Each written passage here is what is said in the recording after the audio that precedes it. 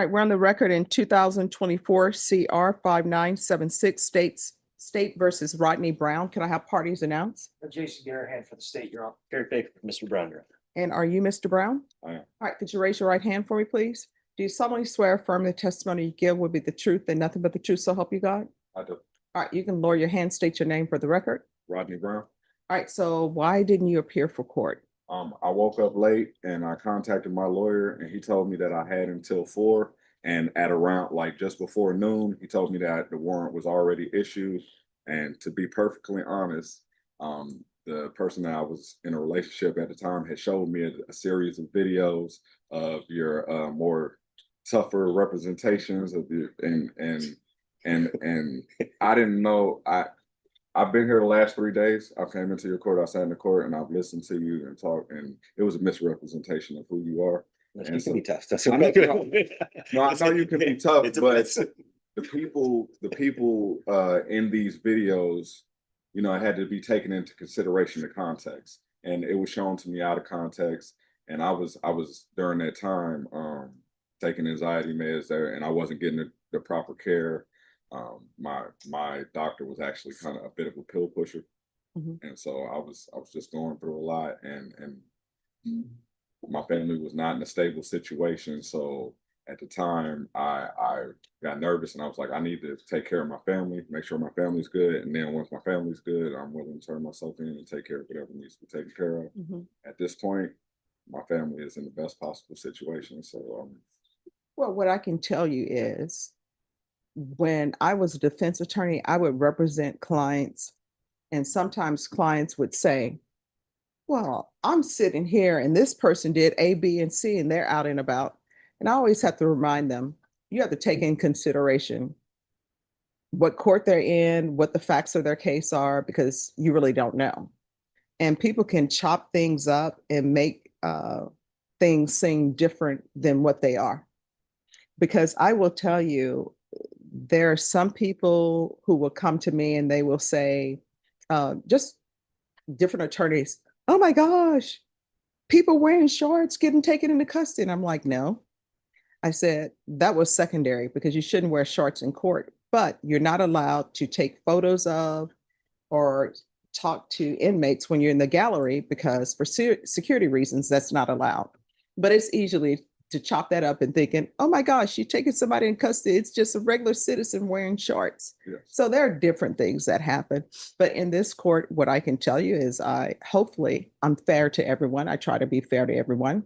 And I look at people as individuals. In each case, I don't remember people's by their numbers or case number, but I remember the person as an individual. And I remember the stories that they've told me before. That's how I remember things. And that's how I was taught to know case law, because it's easy for me to remember cases because I remember something that's sort of weird about the case and the case law. That's how I remember it. Now, sometimes I can't tell you, oh, that's Jones v. State. But when I read a little synopsis, I'm like, oh, yeah, I know that case. All right. So in this court, let me just tell you, you need to come to court and you need to be on time. In this court is at 9 a.m. If it's not at 9 a.m., I will let people know, hey, we're starting at 1:30 and give people a reason. So you say that you are receiving mental health care or something, or? I was receiving mental health care.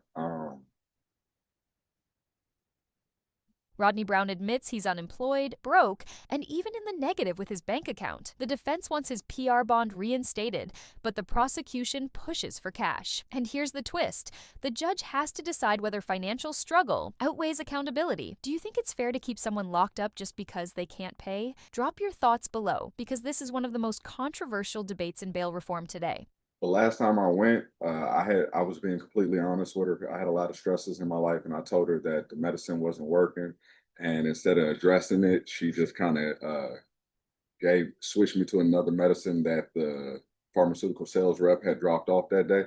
And when I went and did some research, it was not an appropriate switch. And so I actually got myself off the medicine. I started exercising and taking a more positive outlook on life. And so I've grown a lot in the time that I've been released. All right. And then has there been any type of drug use in the past? No. All right, so have you all agreed on a bond? Yes, Your Honor, previous bond was set at $7,500. And was that a PR bond? It was a PR bond. So are there going to be any objections to um, reinstating the PR bond?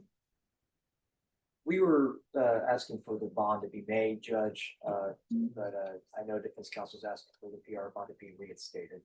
All right, so then the question becomes whether or not he can afford bond. I'll note that this doesn't appear to be an alleged violent offense. That is correct. It's not a violent offense. All right, so do you want to put any evidence on about Sure, I will. Put my the mind. amount he can afford? Yeah, sure. Should I? Yes. Yeah. Well, he's been sworn. Okay.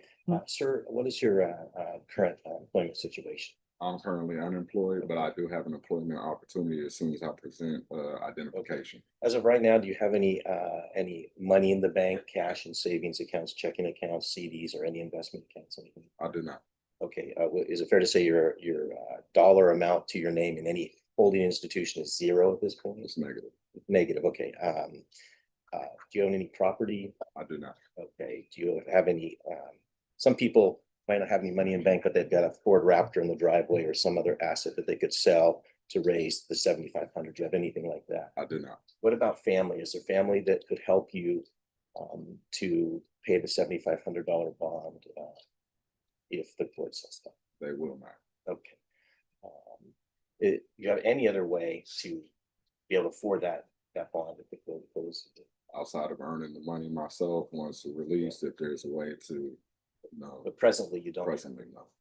I have my account for the county is in a negative, and I have $7 on my phone in order to speak to my mother. That's the only person in my life. She's on the East Coast, and she's taking care of my brothers. Okay. She doesn't have the funds either to. No. And you have court appointed counsel in this case. You've been by the court previously and to remain in that state at this point. Yes. Okay. I don't have any further questions. All right, any questions? Just briefly, Judge, previously to being incarcerated for the bond violation, what was your employment status before that? I was in between jobs. I had recently been released from North Italia at the Rim, and I had applied to Hawkins Personnel Group, and they told me that if I brought in identification, a picture ID, that they would employ me. And what did they do? I'm sorry. It's a temp agency, and they said that I could work at the Fiesta warehouse. I think it's like more downtown. Monday through Thursday. Friday is optional. It'd be overtime, and pay rate is about $15 an hour. And the only thing that stopped me from reemploying was that they did e-signature, which required a picture ID. I had my voter's registration card and my birth certificate, which should have been enough, but because of the e-signature, they told me as soon as I get ID, I'm really good. Okay, thank you. No further questions, Judge. All right, so this is what the court is going to do. The laws for setting bonds have changed, right? So I can either set you a bond at $3,500, or I can do the PR bond at $7,500. I'll ask that the fees are waived, and you'll have to be placed on GPS, and that'll be GPS partial for employment. Those are your only options. My hands are tied as far as. He will take the second, Your Honor. We actually already discussed that. I forgot to mention that, but he understands that he'd be on monitor in that situation. All right, so there's going to be a PR bond, $7,500, waive fees, and then there's going to be partial GPS for employment. Brown gets his $7,500 PR bond back, fees waived, but with GPS tracking tied to his employment. This is a classic compromise, freedom with strings attached. But here's the catch. He needs a permanent address to qualify and his only backup. Plan was Haven for Hope, which doesn't even allow GPS. Talk about a razor's edge. If you were the judge, would you take the risk of letting him out under these conditions? Only. And I'll ask that the fees are waived. You do have a place to live, correct? That would have to be verified. My plan initially was to be released to the Haven for Hope, or whenever I was released, to use my resources and not to be a further burden on my family. All right, so this is with the GPS. He'll need to have a phone So council, I'll need you to keep updated and let me know before, today is Wednesday, probably let me know by Friday if there's going to be an issue. Can get With- it. No problem. I can get it from 20. But you'll have to have a specific residence. Specific residents. I'd Yes, have to talk to them. but- just Just one ask me second. Just because I'm out, so you're. Probation. Do y'all know, are you allowed to have GPS at Haven for Hope? No, Your Honor. Have the full address on Yeah. file. Would it be- I have a home address. My father's lived at 15403 Spring Summit. Oh, no, you don't need to tell me the address, but I'm just letting you know you need to have a home address for GPS. And council, if you will let me know on Friday if there's an issue, we can take that up. Okay, Judge, I will speak to him and see if I can make sure he has. All right, and where are we on discovery? I think Wait, discover and offer tender. Yes, Your Honor. Yes, Judge, I don't intend to bring a motion on this or anything like this, but the court may recall this happened at the magistrate's court. I'm brand new to the case. I was Yes. appointed, okay, and no requests were made for the cameras there. There is no body cam of the arrest or anything like that for the incident we're talking about. And I believe there was the DA's representative, there are cameras at the magistrate's office, but they don't keep them this long, and we all presume that that's now been destroyed. For purposes of trial, I would like them to verify that so that I can make that argument if it's appropriate and the court allows. All it. right, Norma, if you extend the plea deadline date to, The defense raises the issue of missing surveillance footage, cameras that could have shown what really happened, but the tapes are already purged. That means one less piece of truth in this trial. So here's the final takeaway. Rodney Brown walks with a second chance under strict monitoring, but unanswered questions still hang in the air. If you found this case as shocking as we did, hit that like button, share your thoughts in the comments, and don't forget to subscribe for more jaw-dropping courtroom breakdowns. the third week in September, please. All right, so state, if you all can see if there's some video of this. My understanding is it was looked into. And Okay. Okay. this is a 2023 case. Ah. And it's been purged by now, Judge. So Okay. it was looked into previously. And so there is some body cams, which Mr. Baker probably just addressed about after the actual finding of, not to give you all the specific facts.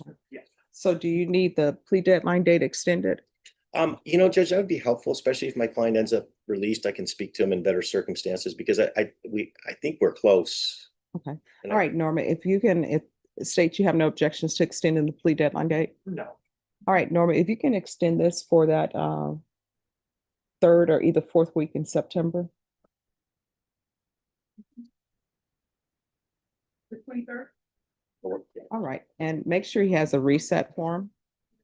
You need to be in court at 9 a.m. Do you understand? Yes, sir. All right, thank you.